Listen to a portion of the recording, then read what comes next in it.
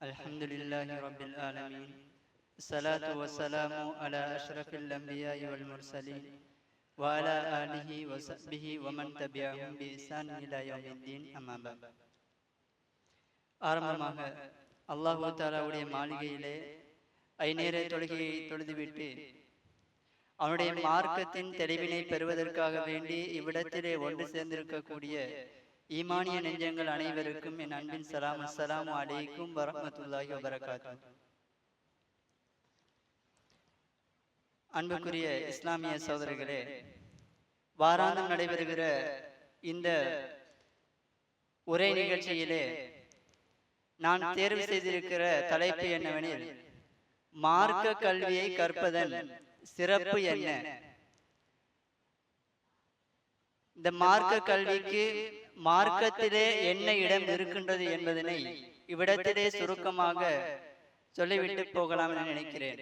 அன்புக்குரிய இஸ்லாமிய சகோதரர்களே, இந்த மார்க்க கல்வி என்னவென்று பார்த்தோமே என்றால், எங்களை படைத்த இறைவன் எங்களை வழிகாட்டுவதற்காக வேண்டி இறக்கிய அந்த அல் குர்ஆனையும் அந்த அல் குர்ஆன் படி நடந்த நபிகளார் ஸல்லல்லாஹு அலைஹி வஸல்லம் அவர்களுடைய வழிமுறையினையும் நாங்கள் படிப்பதுதான் மார்க்க கல்வியாக இருந்து கொண்டிருக்கின்றது. அந்த வகையிலே இந்த மார்க்க கல்வியை படிப்பதற்கு வல்ல அல்லாஹு தஆலா எண்ணற்ற நன்மைகளையும் எண்ணற்ற அந்தஸ்துகளையும் வைத்திருக்கிறார். அன்புக்குரிய சகோதரர்களே, இந்த மார்க்க கல்வியை நாங்கள் எவ்வாறு தெரியுமா பார்க்க வேண்டும்? வல்ல இறைவனால் எங்களுக்கு வழங்கப்பட்ட மிகப்பெரிய நியமத்தினால்தான் நாங்கள் பார்க்க வேண்டும். ஏன் தெரியுமா? நபிகளார் ஸல்லல்லாஹு அலைஹி வஸல்லம் அவர்கள் கூறினார்கள், மை யுரிதில்லாஹு பிஹி கைரன் யுஃபக்கிஹு ஃபித்தீன்.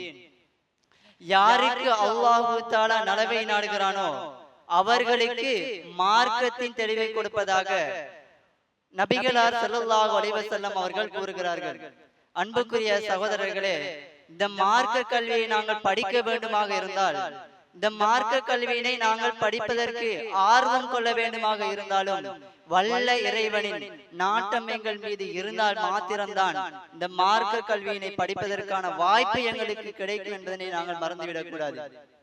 அன்புக்குரிய சகோதரர்களே, அந்த வகையிலே இறைவனுடைய நாட்டம் இருந்தால்தான் இந்த மார்க்கத்தினுடைய தெளிவு எங்களுக்கு கிடைக்கும். எனவே மார்க்க கல்வி என்பது இறைவனுடைய நாட்டத்துடன் தொடர்புபட்டது. எனவே அன்புக்குரிய சகோதரர்களே, இது மிகப்பெரிய ஒரு நியமத்தாக எங்களுக்கு இருந்து கொண்டிருக்கின்றது.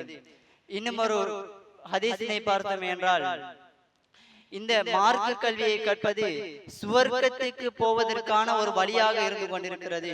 நபிகள் நாயகம் ஸல்லல்லாஹு அலைஹி வஸல்லம் அவர்கள் என்ன தெரியுமா கூறினார்கள்? மன் சலக தரீகன் யல்தமிசு ஃபீஹி இல்மன் ஸஹலல்லாஹு லஹு பிஹி தரீகன் இலல் ஜன்னah. அதாவது யார் மார்க்க கல்வியினை தேடி ஒரு பாதையிலே செல்கிறாரோ அவருக்கு அல்லாஹு தஆலா சுவர்க்கத்தினுடைய பாதையினை இலேசாக்குகிறான் என்று கூறுகிறார்கள். அன்புக்குரிய சகோதரர்களே, நீங்களும் நானும் எங்களுடைய கனவுகள் என்ன? நாங்கள் எல்லோரும் ஐவேளை தொழுவதாக இருக்கலாம், அதே போன்று நோன்பு நோட்பதாக இருக்கலாம், ஹஜ் கடமையை நிறைவேற்றுவதாக இருக்கலாம், ஜகாத் தர்மம் கொடுப்பதாக இருக்கலாம். அனைத்தும் எதற்காக? நாளை மறுமையிலே அந்த சுவர்க்கத்துக்கு போக வேண்டும் என்ற அந்த ஒன்றுக்காக வேண்டித்தான் இவ்வளவு கடமைகளையும் நாங்கள் செய்கிறோம், உபரியான அமல்களையும் நாங்கள் செய்கிறோம் என்றிருந்தால் அந்த சுவர்க்கத்துக்கு போவதற்கான வழியினை நபிகளார் ஸல்லல்லாஹு அலைஹி வஸல்லம் அவர்கள் ஒரு இலகுவான வழியினை காட்டித் தருகிறார்கள். என்ன? நீங்கள் மார்க்க கல்வியை தேடி நீ சொல்கிறாயா? நீ மார்க்க கல்வியை படிப்பதற்காக வேண்டி நீ சொல்கிறாயா? உனக்கு அல்லாஹு தஆலா சுவர்க்கத்துக்கு போவதற்கான வழியை தருகிறார் என்று நபிகளார் ஸல்லல்லாஹு அலைஹி வஸல்லம் அவர்கள் கூறினார்கள். இது மாத்திரமல்ல, அல்லாஹு தஆலா அவனது திருமறையிலே எவ்வாறு தெரியுமா கூறுகிறான்? இந்த மார்க்க கல்வியினை சிறப்பினை பற்றி கூறுகின்ற பொழுது அல்லாஹு தஆலா கூறுகிறான், உயர்ந்த அந்தஸ்தை வழங்குவதாக கூறுகிறான். இந்த மார்க்க அறிவினை பெற்றவர்கள் உயர்ந்த அந்தஸ்திலே இருப்பார்கள் என்றவாறு அல்லாஹ் தஆலா கூறுகிறான், அந்த அளவுக்கு இந்த மார்க்க கல்வியை படிப்பவர்களுக்கு இந்த இஸ்லாமிய மார்க்கம் ஒரு இடத்தினை வைத்திருக்கு என்பதை நாங்கள் பார்க்கலாம். அதே போன்று அன்புக்குரிய சகோதரர்களே, இன்னும் ஒரு விடயத்தையும் நான் சொல்லிக்கொள்ள விரும்புகிறேன். என்ன தெரியுமா? இந்த மார்க்க கல்வியை படிப்பது நபிகளார் ஸல்லல்லாஹு அலைஹி வஸல்லம் அவர்கள் கூறினார்கள், தலபுல் ஃபரீதத்துன் அலா குல்லி முஸ்லிமின், ஒவ்வொரு முஸ்லிமான ஆணுக்கும் ஒவ்வொரு முஸ்லிமான பெண்ணுக்கும் இந்த மார்க்க கல்வியினை படிப்பது கடமையாக இருந்து கொண்டிருக்கின்றது என்று நபிகளார் ஸல்லல்லாஹு அலைஹி வஸல்லம் அவர்கள் கூறினார்கள். எனவே நாங்கள் ஐநேர தொழுகை தொழுவது எவ்வாறு கடமையோ, நாங்கள் நோன்பு நோட்பது எவ்வாறு கடமையோ, அதே போன்று மார்க்கத்தை படிப்பது எங்கள் ஒவ்வொருவர் மீதும் கடமையாக இருந்து கொண்டிருக்கின்றது. வயோதிபர்களாக இருக்கலாம், சிறுவர்களாக இருக்கலாம், வாலிபர்களாக இருக்கலாம், யாராக இருந்தாலும் மார்க்க கல்வியை கற்பது என்பது ஒவ்வொருவருக்கும் கடமையான ஒன்றாகவே இருந்து கொண்டிருக்கிறது என்பதனை நாங்கள் சிந்தித்து செயற்பட வேண்டும். இன்னும் ஒரு ஹதீஸிலே வருகிறது, எவ்வாறு தெரியுமா?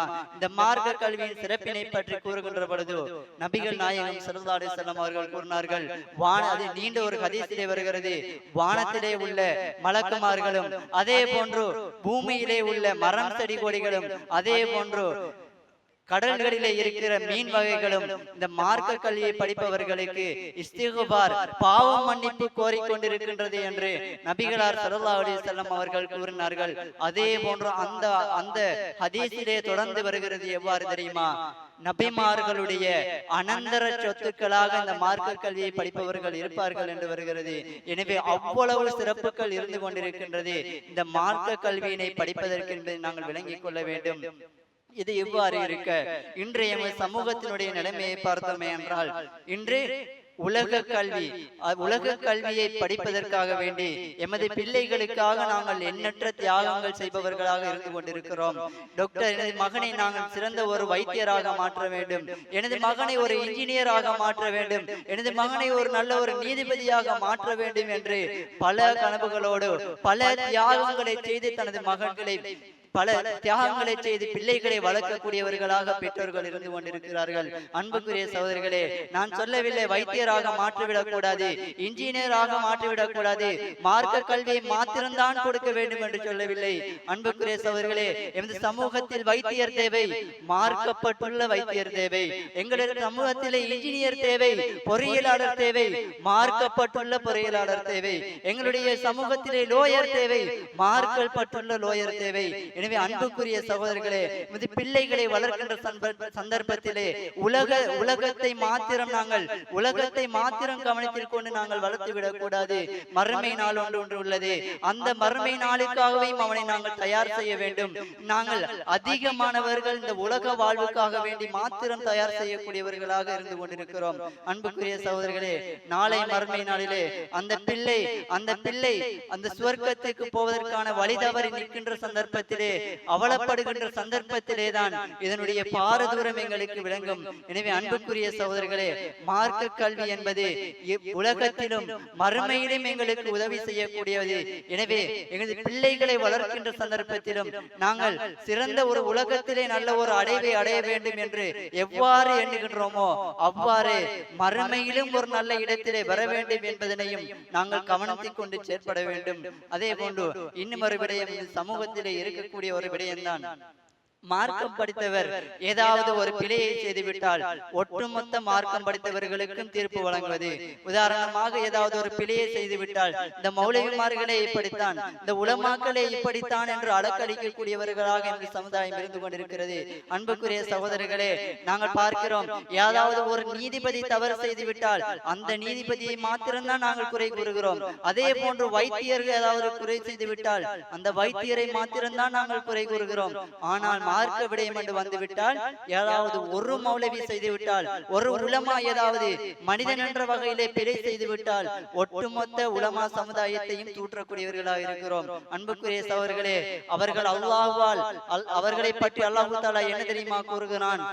அல்லாஹு தஆலாவுக்கு உலகத்திலே மிகவும் பயப்படக்கூடியவர்கள் உலமாக்கள் என்று, மார்க்கத்தை படித்தவர்கள் என்று கூறுகிறான். அப்படிப்பட்ட சமுதாயத்தை நாங்கள் இழிகுணமாக பார்க்க கூடாது. எனவே அன்புக்குரிய சகோதரர்களே, அந்த விதத்திலேயும் அந்த இடத்திலேயும் நாங்கள் கவனமாக இருந்து கொள்ள வேண்டும். இன்னும் ஒரு விடயம் இருக்கின்றது. எங்களுடைய சமுதாயத்திலே மார்க்கம் என்ற பெயரிலே சில ஏமாற்றங்களை ஏமாற்றக்கூடிய உலமாக்களும் இருந்து கொண்டுதான் இருக்கிறார்கள். அதே போன்று எங்களுடைய சமுதாயத்தை பிரிவினைவாதமாக்கி எங்களுடைய சமுதாயத்திலே ஒரு சிலரை வெறுப்பாக்கி மற்றவர்களை உற்சாகப்படுத்தக்கூடிய மௌலைமார்களும் இருந்து கொண்டிருக்கிறார்கள். எனவே அன்புக்குரிய சகோதரர்களே, மார்க்கம் படித்த நாங்கள் எப்பொழுது சரியாக மார்க்கத்தை படிக்கிறோமோ, எது மார்க்கம், எது குர்ஆன், எது ஹதீஸ் என்று நாங்கள் படிக்கிறோமோ அப்பொழுதுதான் இவர் எங்களை ஏமாற்றுகிறாரா, அப்பொழுதுதான் இவர் எங்களுக்கு வெறுப்பினை ஊட்டுகிறாரா, அப்பொழுதுதான் எங்களை இவர் பிரிவினை ஆக்குகிறாரா என்ற ஒரு எண்ணம் எங்களிடத்திலே வளரும். இன்றைக்கு எந்த அளவுக்கு என்று சொல்லி சொன்னால், அன்புக்குரிய சகோதரர்களே, எப்படி தெரியுமா நிலைமை மாறி இருக்கிறது? உலக கல்வி படிக்கக்கூடிய ஒரு நபர் மார்க்க கல்வியிலே ஒரு விடயத்தை செய்ய முன் வந்து விட்டால் அவர் அதற்கு தகுதியற்றவர் என்று கூறக்கூடிய அளவுக்கு இன்றைய சமூகம் மாறிவிட்டது. இது நான் சும்மா சொல்லவில்லை. அண்மையிலே ஒரு குழு மார்க்க விடயத்திலே ஒரு விடயத்தை செய்வதற்கு முன் வருகிறது. அந்த குழுவிலே இருப்பவர்கள் உலக கல்வியை படித்துவிட்டு மார்க்க படிப்பதற்காக வேண்டி ஆர்வம் உள்ள ஒரு குழு. அவங்க இப்படி ஒரு விடயங்களை மார்க்க விடயத்திலே ஒரு விடயத்தை செய்ய முன் வருகின்ற சந்தர்ப்பத்திலே ஒரு உலமா எவ்வாறு தெரியுமா கூறுகிறார்? இந்த வேலையை செய்வதற்கு, இந்த மார்க்க கல்வியினுடைய மார்க்கம் சம்பந்தமான வேலைகளை செய்வதற்கு இவர்கள் தகுதியற்றவர்கள், இவர்கள் இந்த வேலையை செய்வதற்கு தகுதியற்றவர்கள். எனவே இந்த வேலையை மார்க்கம் படித்தவர்கள் மாத்திரம்தான் செய்ய வேண்டும் என்ற ஒரு எண்ணத்தை அவரிடத்திலே கூறி அந்த விடயத்தை செய்ய மறுக்கிறார். எனவே அன்புக்குரிய சகோதரர்களே, இது எல்லாம் எப்போது வரைக்குமாயிருக்கும்? எமது பிள்ளைகளை நாங்கள் மார்க்க கல்வியை புகட்டுகிற வரைக்கும், எமது பிள்ளைகள் எப்பொழுதும் மார்க்க கல்வியை அல் குர்ஆனையும் ஹதீஸையும் சரியாக விளங்கி, அல் குர்ஆனையும் ஹதீஸையும் எவ்வாறு விளங்க வேண்டும் என்று அவர்களுக்கு தோணுகிறதோ, எப்பொழுது சரியாக தோணுகிறதோ அப்பொழுதுதான் இந்த அவல நிலை மாறும். எனவே அன்புக்குரிய சகோதரர்களே, மார்க்க கல்வி என்பது அல்லாஹ் தஆலா இந்த இஸ்லாம் என்ற ஒரு நியமத்தை எங்களுக்கு தந்திருக்கிறான். இன்று உலகத்திலே 890 கோடி மக்கள் வாழ்கின்ற சந்தர்ப்பத்திலே 190 கோடி முஸ்லிம்கள் வாழ்கிறார்கள். அதிலும் குறைவானவர்களே மார்க்கத்தை பின்பற்றக்கூடியவர்கள் இருந்து கொண்டிருக்கிறார்கள். எனவே அல்லாஹ் தஆலா இந்த பெரும் நியமத்தை எங்களுக்கு தந்திருக்கிறான். அந்த நியமத்தை நாங்கள் சரியாக பயன்படுத்த வேண்டும் என்றிருந்தால் மார்க்கத்தினை நாங்கள் சரியாக படிக்க வேண்டும். எப்பொழுது நாங்கள் சரியாக படித்து மார்க்கத்தை அமல்படுத்துகிறோமோ அப்பொழுதுதான் வல்ல இறைவன் எங்களுக்கு தந்த அந்த நியமத்தினை சரியாக பயன்படுத்தினவர்களாக நாங்கள் மாறுவோம். எனவே அன்புக்குரிய சகோதரர்களே, எங்களுடைய உலக வாழ்க்கைக்கும் மறுமை வாழ்க்கைக்கும் உதவி செய்யக்கூடிய இந்த மார்க்க கல்வியினை நாங்களும் படித்து எங்களுடைய பிள்ளைகளுக்கும் படிப்பிக்கக்கூடியவர்களாக மாறுவோமாக. வஆகிரு தஅவதி அல்ஹம்துலில்லாஹி ரப்பில் ஆலமீன்.